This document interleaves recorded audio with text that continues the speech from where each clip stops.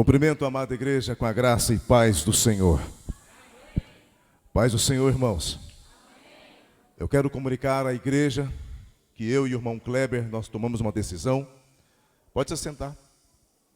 E uma decisão muito séria, muito radical. Nós estamos em uma dieta severa. E essa dieta é a dieta da lua. Cada vez mais cheios. Por favor, se alguém quiser contribuir com essa dieta, meu telefone é 9335-5599. Falar com o pastor Rodrigo, com a Luciana.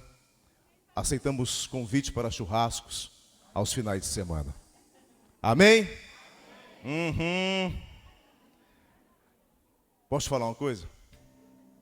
Ó, eu cheguei a arrepiar todinho aqui agora.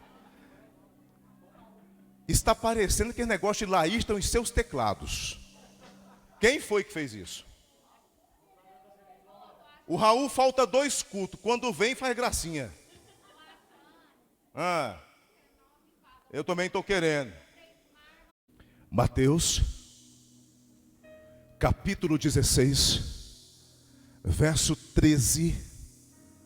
Em nome de Jesus Cristo. Quando tiver que derrubar um gigante, não vai com a força do braço e nem com a pedra errada.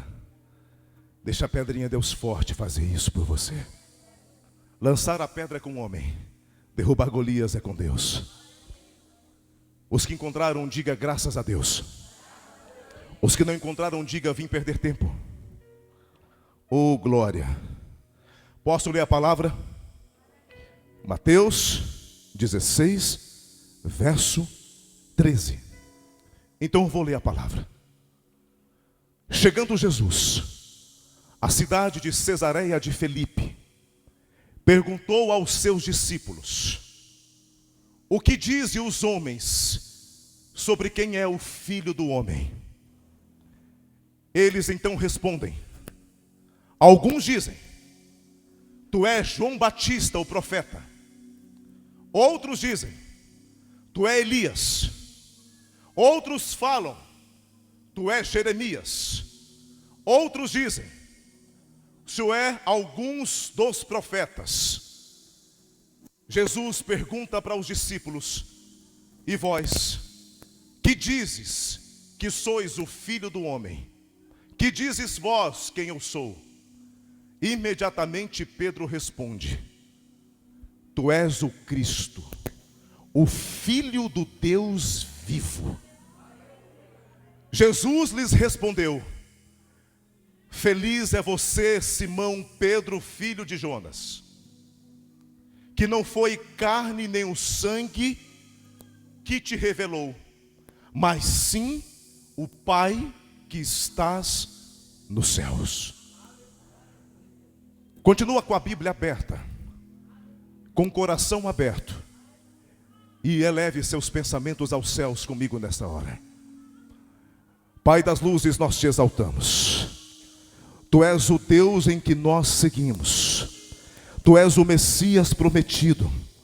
Eu só me encontro quando eu encontro contigo. Eu só me reconheço quando eu te reconheço. Eu só posso saber quem eu sou após descobrir quem tu és.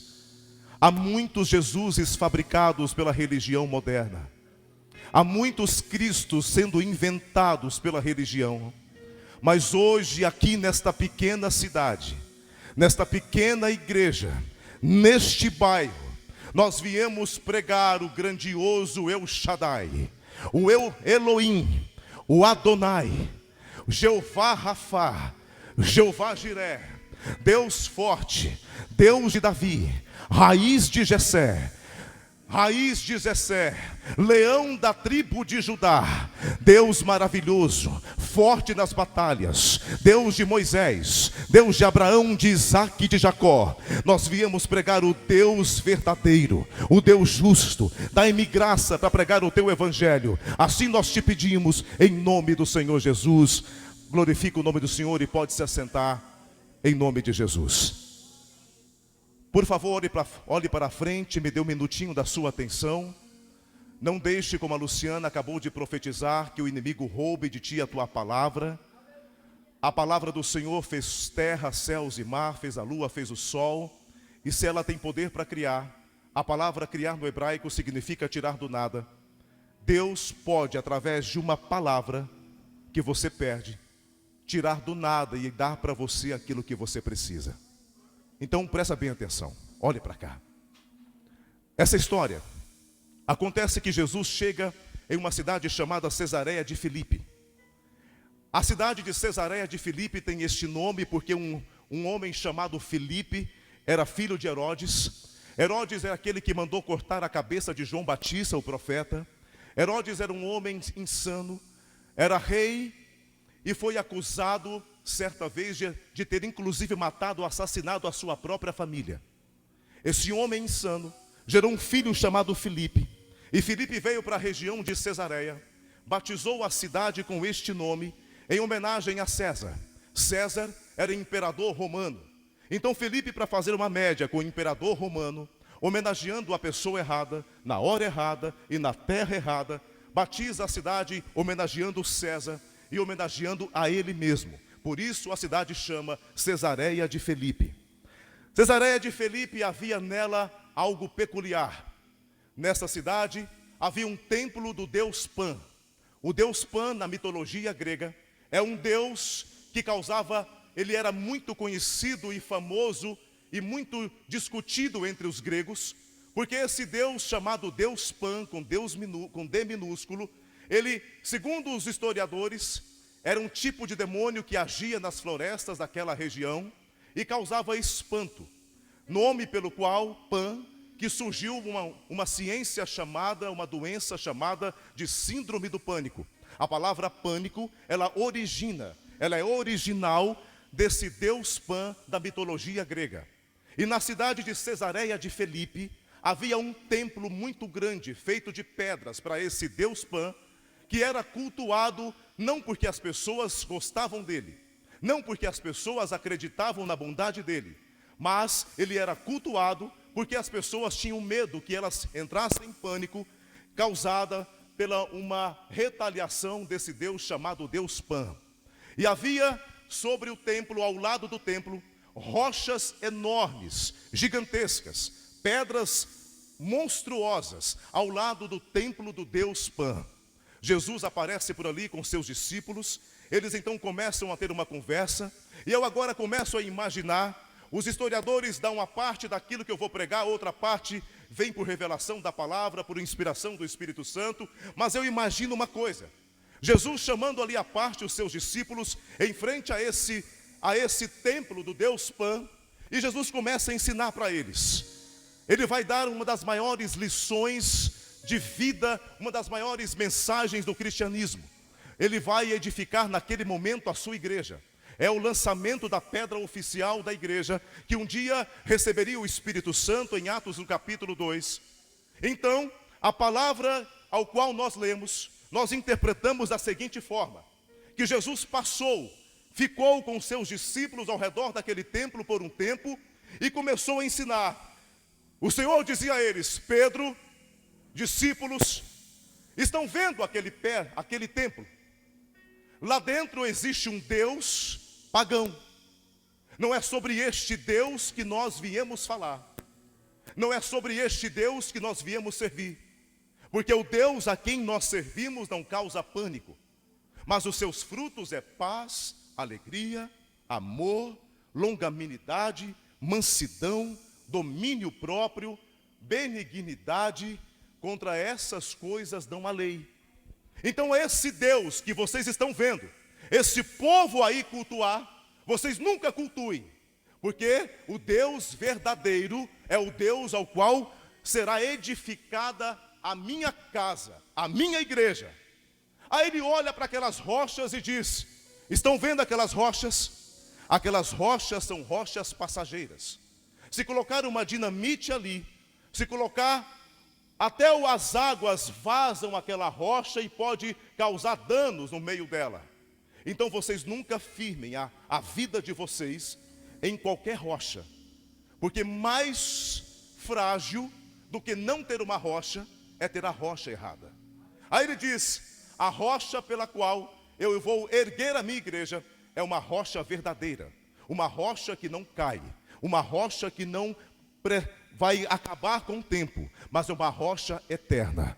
Aí ele olha outra vez e olha para aquele povo, para aquele templo e diz: está vendo aquele templo? Aquele templo não é o templo que vocês devem adorar, porque eu estou buscando agora adoradores que se tornem templo para adorar em espírito e em verdade. E Deus está dizendo com esta palavra que o Senhor não habita em templos de pedras, que o Senhor habita em templos de carne e osso, que tem uma alma, que tem um sentimento, que tem um espírito, que tem conhecimento de si.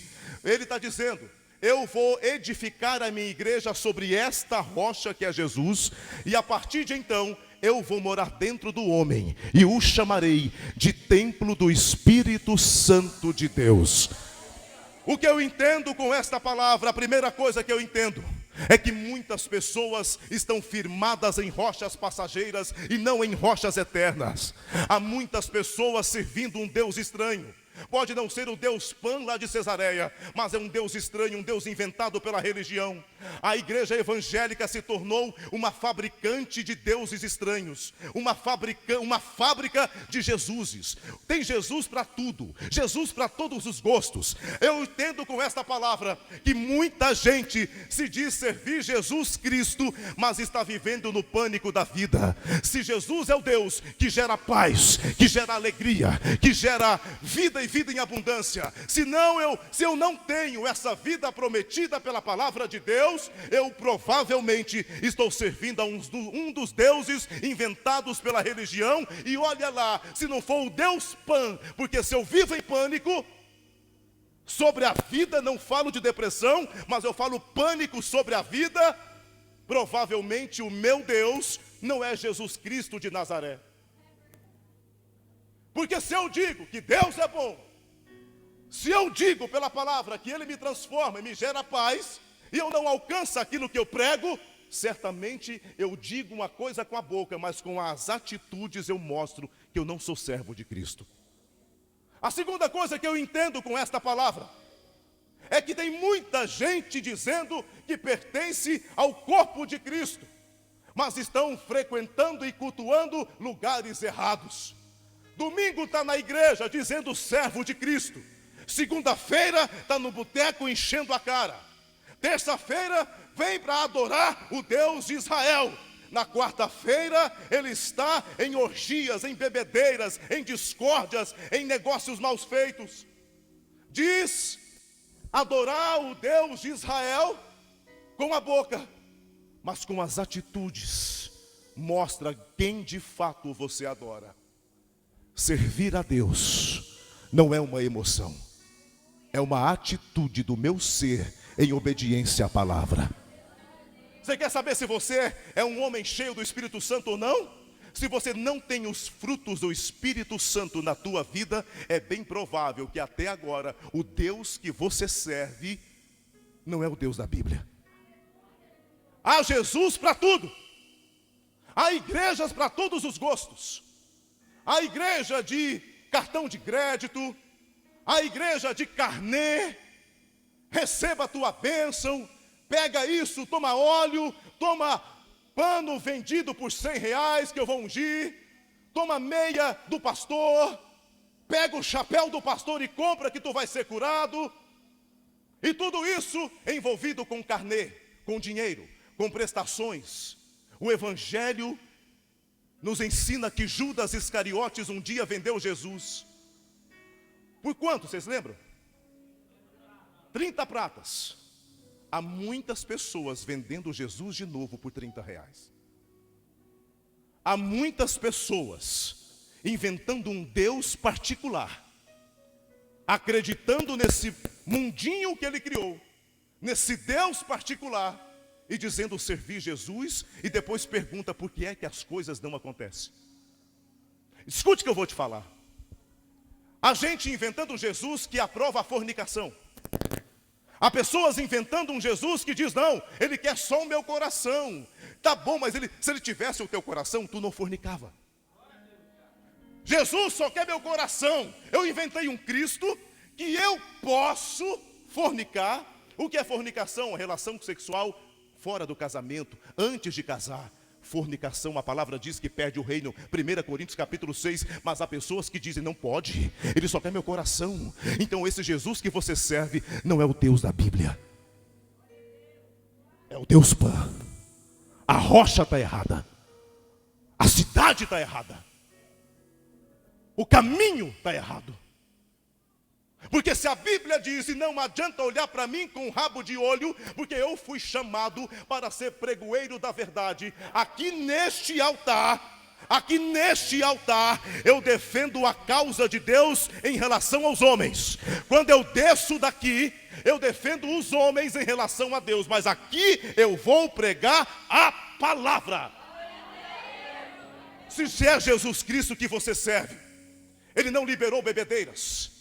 Porque a 1 Coríntios capítulo 6 diz, ficarão de fora do reino dos céus os adúlteros, os beberrões, os feiticeiros. Ficarão de fora aqueles que praticam mal, os fornicários, aqueles que são desonestos. Ficarão de fora os avarentos, ficarão de fora os feiticeiros. Ficarão de fora muita gente. E tem muita gente dizendo, eu posso praticar isso tudo e mesmo assim ser abençoado por ele. Escute o que eu vou te falar. Davi deixou de ir para a guerra. Davi deveria ter ido para a guerra e não foi. E a palavra diz, e isso desagradou a Deus. Mas mesmo Davi errando com Deus, estando em adultério com Betseba, tentando matar Urias, mesmo assim Deus estava abençoando Davi. Porque a guerra, mesmo sem o rei que deveria ter ido, os judeus foram vitoriosos. Mas não é porque Deus abençoou Davi que Deus estava aprovando Davi. Chegou um ponto, mais tarde na jornada,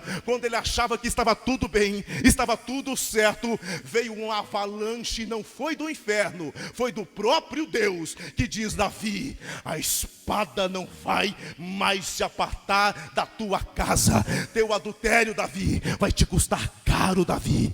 Você acha porque eu te abençoo, você pode fazer o que você quiser? O que eu te dei foi pouco, homem, me pedisse mais, diz Deus a Davi. E depois disso, Davi perdeu o primeiro filho com Betseba, morreu por pecado de Davi. Davi perdeu mais 2 filhos, a filha dele foi estuprada. Davi perdeu momentaneamente o reino para o próprio filho Absalão, foi perseguido. Nem sempre que Deus está te abençoando, Ele está te aprovando. Eu sei que dói, porque o Jesus que a maioria gostaria que eu pregasse aqui nesta noite é o Jesus que fala, pode tudo, faça. Afinal de contas, estamos no século 21. Afinal de contas, a bundificação nas redes sociais virou moda. Mas eu prego um reino antigo, que não tem sombra de variação, que não tem sombra de erro. Cuidado com o Jesus que você fabricou para a sua vida, porque Deus não se tornou desonesto.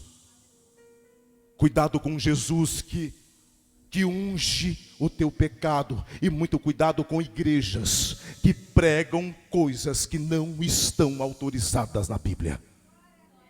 Pastor Rodrigo, assim você perde membro. Não, membro não, eu posso perder membro, mas não ovelha. Porque as minhas ovelhas, diz o Senhor, conhecem a minha voz. Depois dessa cena, Jesus agora senta eles, aprendeu a lição, filhos? Aprendeu? Então vocês nunca firmem a vida de vocês em um Deus estranho. Porque Deus estranho não tem poder para salvar. Porque Deus estranho, Ele vai te cobrar a conta, e a conta é cara. Aprendeu Pedro, João, Tiago, Bartolomeu? Aprendeu Judas? Judas? Você aprendeu? Senhor, aprendi. Aprendi. Não posso cultuar o Deus Pan. Tá bom, Judas. Os 11 entenderam, mas Judas não. Aí, agora faz uma pergunta. Vem para cá, vamos conversar. Eu quero bater um papo com vocês aqui agora. Vamos bater um papo nós 13 aqui, eu e vocês. Escute aqui, eu tenho uma pergunta para fazer. Que dizes, os homens, que o Filho do Homem é? O que as pessoas dizem que eu sou? Vocês estão ouvindo algumas coisas? Alguns comentários estão pela cidade, vocês estão ouvindo alguma coisa? Aí um pega e fala assim: Senhor, ó, eu não queria te falar, mas já que o senhor está perguntando, porque o pastor é sempre o último a saber. Se ele não perguntar, ninguém fala. Aí ele vai e pergunta assim: pois é, mas o que estão dizendo sobre mim? Diz para mim. Aí um fala assim: ó, dizem que o senhor é João Batista, o profeta. Porque Herodes, Senhor, Herodes matou João Batista, ele está preocupado que o Senhor possa voltar e ser ele. Porque havia naquela época uma teologia que a alma dos profetas era imortal, não morria. Eles acreditavam que a alma dos profetas permanecia vivo. Aí fala assim: ó, estão dizendo aí que o senhor é o profeta João Batista. O Herodes está preocupadíssimo com o senhor. Aí levanta outro e fala assim: também estão dizendo que o senhor é Elias. Mas por que Elias? Não, porque pela a estatura espiritual de Elias, que é demonstrada através dos sinais e maravilhas que Elias fazia, dizem que se parece com o Senhor. Aí chega outro e fala assim: ó, dizem também que o senhor parece com Jeremias, o senhor é Jeremias. Por que Jeremias? Porque eles acreditavam que Jeremias havia escondido a Arca da Aliança em uma caverna, e tempos mais tarde, Jeremias podia voltar e devolver para Israel a Arca da Aliança. Aí levanta outro e fala assim: mas ó, Senhor, estão dizendo aí que o Senhor é alguns dos profetas. Os judeus estavam impressionados com os sinais, com os milagres, mas os judeus não conseguiam entender quem era o Pai que estava no meio deles. Aí, eu entendo uma coisa com isso: aquele povo era cego, eles só enxergavam pelos olhos da face. Mas pior do que ser cego é não ter consciência da cegueira espiritual. Pior do que ser cego é não ter consciência de que se é cego.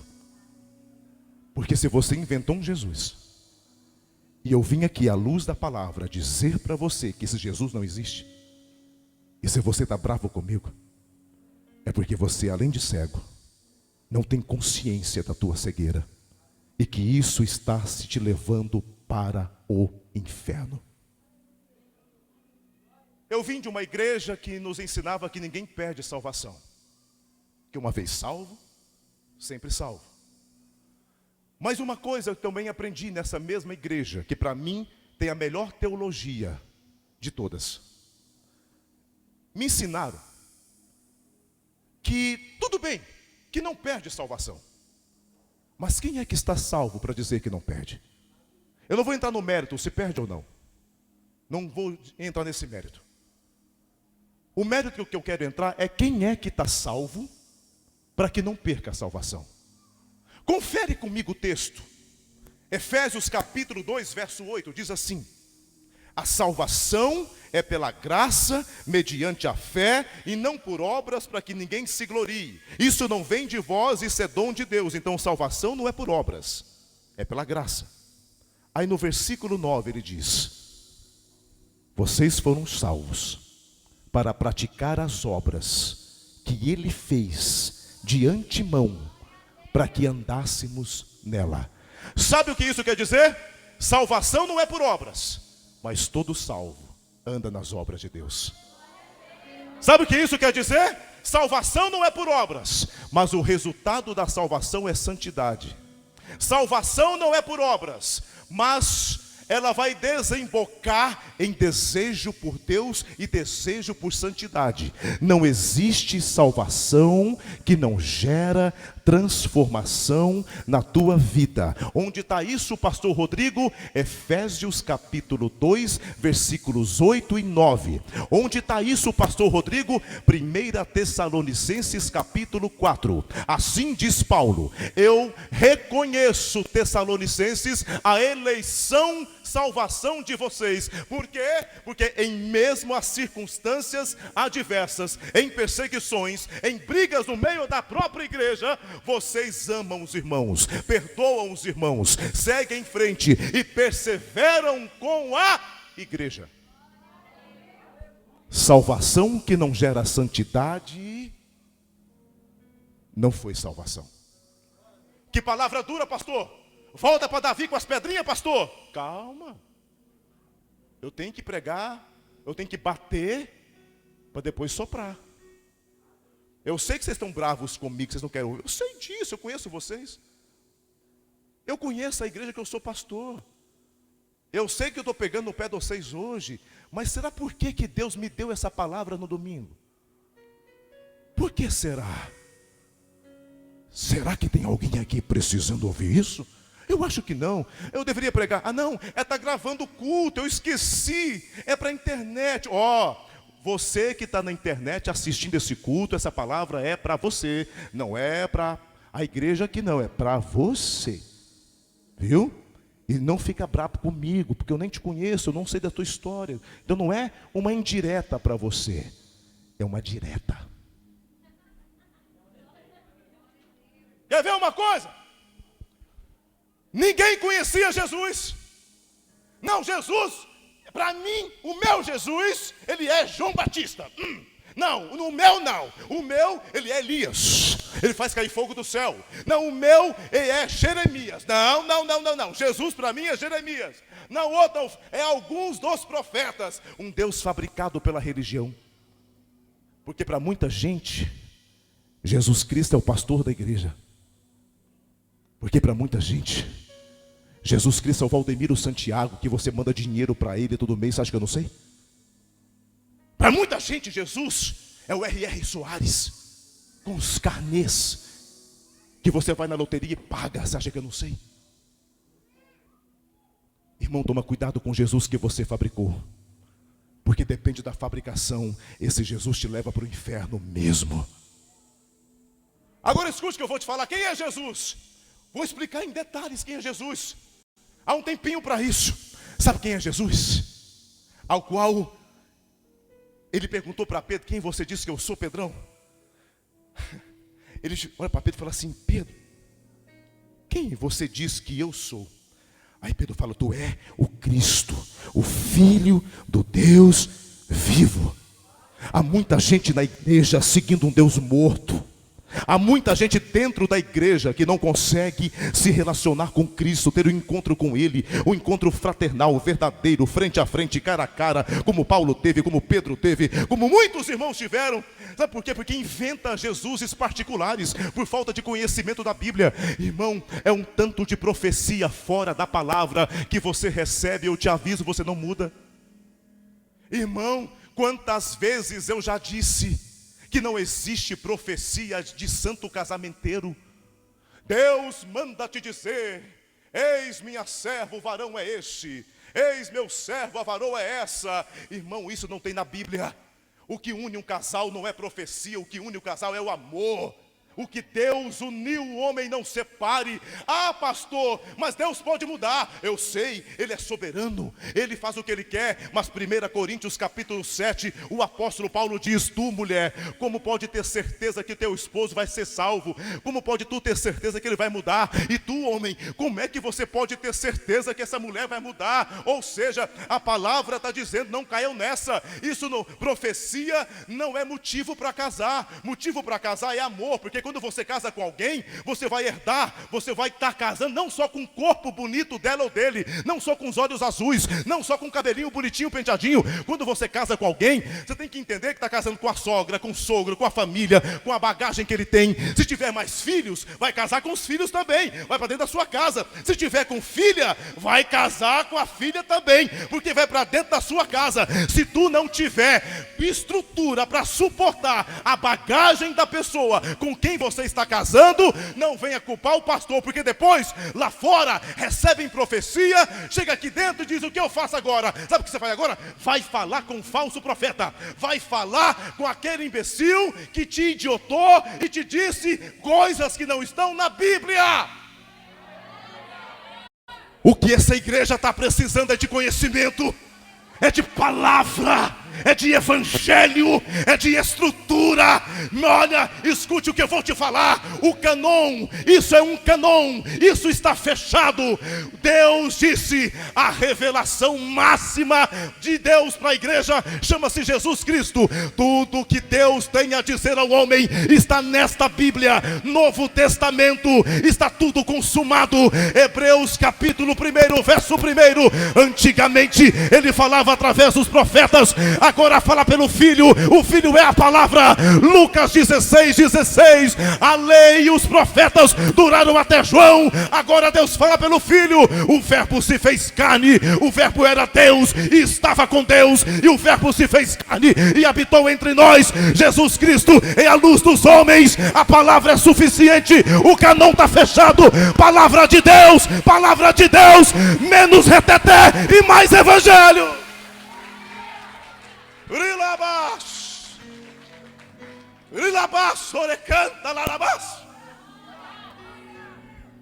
Palavra. Quem encontra Jesus não tem mais dúvida se ora ou não ora. Quem encontra Jesus não tem mais dúvida se estuda a palavra ou não. Eu vou te dizer quem é Jesus Cristo. Onde é que ele está? Uma vez, uma senhora tinha uma netinha. Morava ela, o vovô e a netinha. Certa vez à noite, a netinha ficou muito doente. A netinha começou a sangrar. Tinha ela 7 aninhos, uma pequena criança. E começou a sangrar, e a vovó pelejou, fez os remedinhos de casa, os remédios caseiros, o que tinha no armarinho, numa casinha bem simplesinha. A vovó fez de tudo para salvar a netinha, para tentar não deixar que ela pudesse morrer ou piorar a situação dela. Ela morava muito longe, uma cidade bem longe que ficava distante de um hospital. O mais próximo ficava no mínimo de a pé, um dia a pé. Não tinha carro, não tinha condições, não tinha nem charrete. Era uma família muito pobrezinha, que moravam na última rua de uma casinha bem pequenininha, onde havia a rua de chão, era muito barro que havia ali. E a vovó não teve alternativa. A menina chorava de dor, o vovô estava trabalhando, era vigilante noturno. E a avó desesperada, meu Deus, e agora? Como é que eu vou fazer com a minha neta? Não tem ninguém para me ajudar. Não há um vizinho aqui que possa me socorrer, que tenha um carro, nem que tenha bicicleta, eu estou a pé. E agora o que eu vou fazer com a minha neta? A única netinha que eu tenho. Eu amo tanto, como é que eu vou fazer? Está sangrando. E gritava de dor e muita dor. A menina falou, vovó, eu vou morrer, me ajuda, vovó. E ela ia no quintal, pegava todo tipo de planta medicinal que ela tinha, fazia chazinho, dava para ela para ver se melhorava, e nada. Ela falou assim, meu Deus, eu não posso deixar minha neta aqui sozinha desse jeito. Eu falei assim, minha filha, a vovó vai deixar a chave da casa por debaixo de um tapetinho vermelho, para se caso o seu avô chegar, ele sabe que fica lá debaixo, ele vai abrir a porta. A vovó vai correr atrás de ajuda. A vovó vai atrás de pessoas que possam te ajudar, vai atrás de um médico para a ambulância vir aqui. Então fica quietinha, não fica ansiosa, preocupada. Eu sei que está doendo, mas eu vou atrás de ajuda, eu vou buscar socorro. Há muitas famílias que passam por isso até hoje. E a vovó saiu de pé, a pé, naquele barro, naquela escuridão. Isso é o amor materno, amor de mãe, que não mede sacrifício, que não mede esforço, que vai à luta por um filho. Aí a vovó foi correndo, andando em madrugada dentro, quase um dia de viagem. De repente ela chega e a netinha ficou em casa sozinha. De repente ela passa e chega o primeiro hospital que ela vê. Um dia andando a pé e a netinha em casa, sem comer, sem poder se locomover, deitada naquela cama, com fortes dores. Aí essa vovó vai no hospital e fala, pelo amor de Deus, a minha netinha está morrendo, alguém aqui pode me ajudar?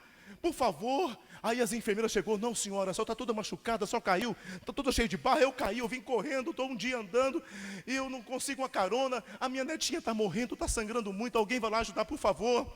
Aí a resposta que ela recebeu foi, ó senhora, infelizmente, os médicos não podem ir na sua casa. Há uma legislação aqui nesse hospital, é um hospital municipal, depende de uma legalização disso, daquilo outro. Não pode nenhuma ambulância na tua casa e não pode nenhum médico lá socorrer a tua netinha. Arruma um carro e traz ela aqui. Mas não tem uma ambulância, não tem nada. Infelizmente ela vai ter que vir aqui. E essa vovó volta para casa sem dinheiro, sem expectativa, sem esperança, sem pensar, meu Deus, o pior, vai morrer minha netinha. De repente ela ia passando, voltando para casa. Já era manhã. Quando ela olha para o lado, ela vê uma igreja aberta.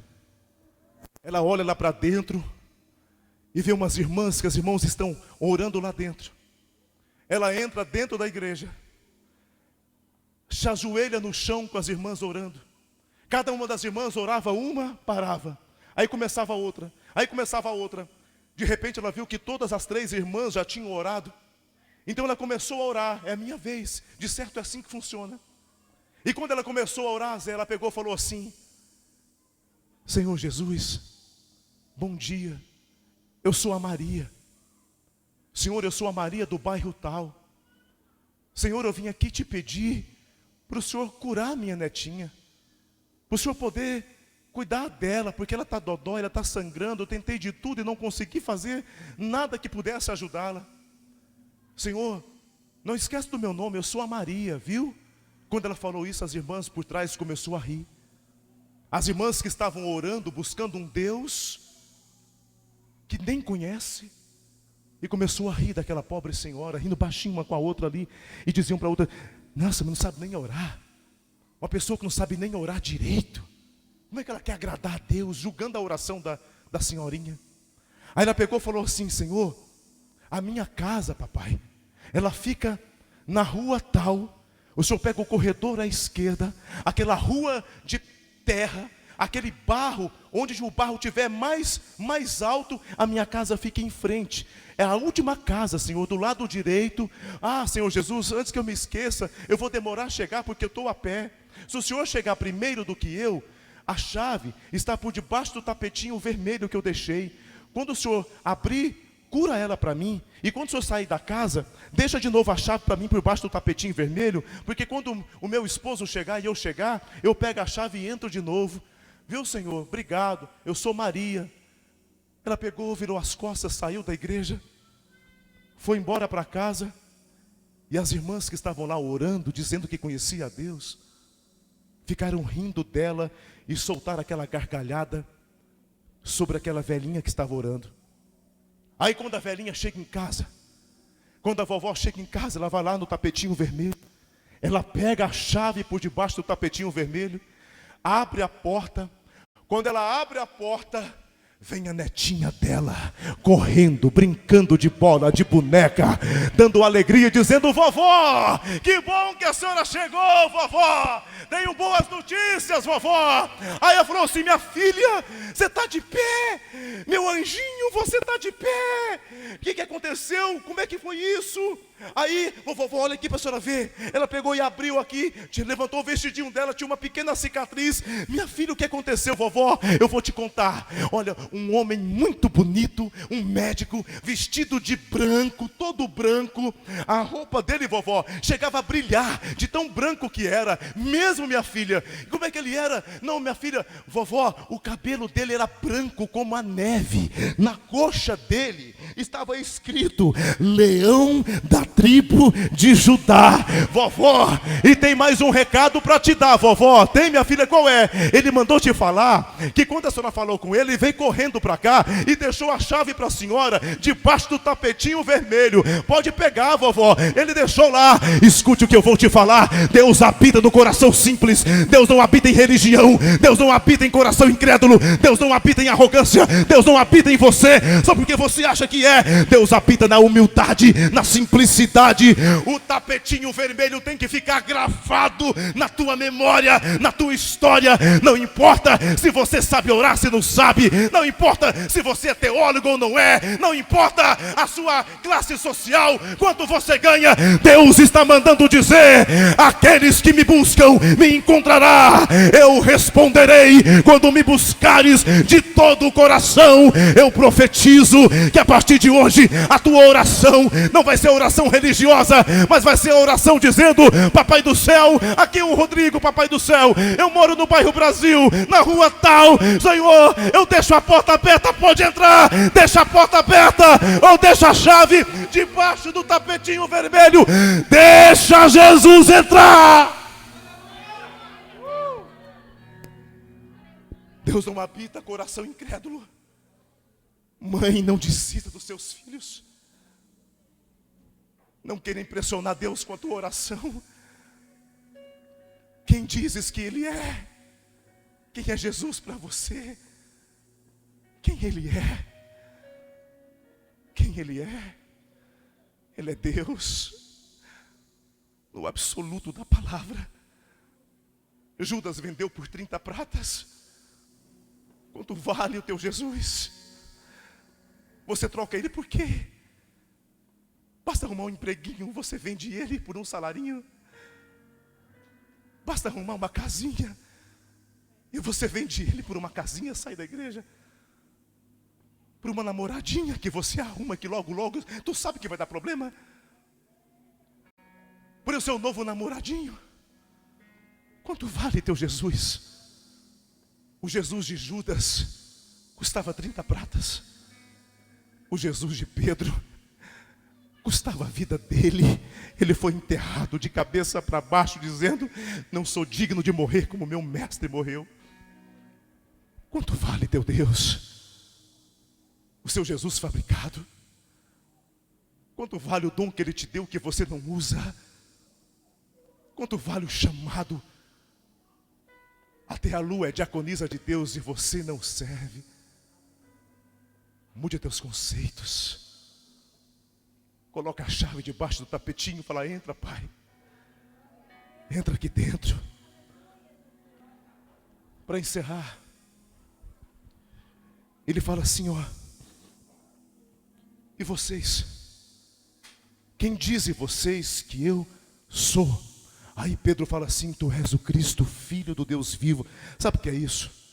É que fora de Cristo não sabemos o que é a nossa vida.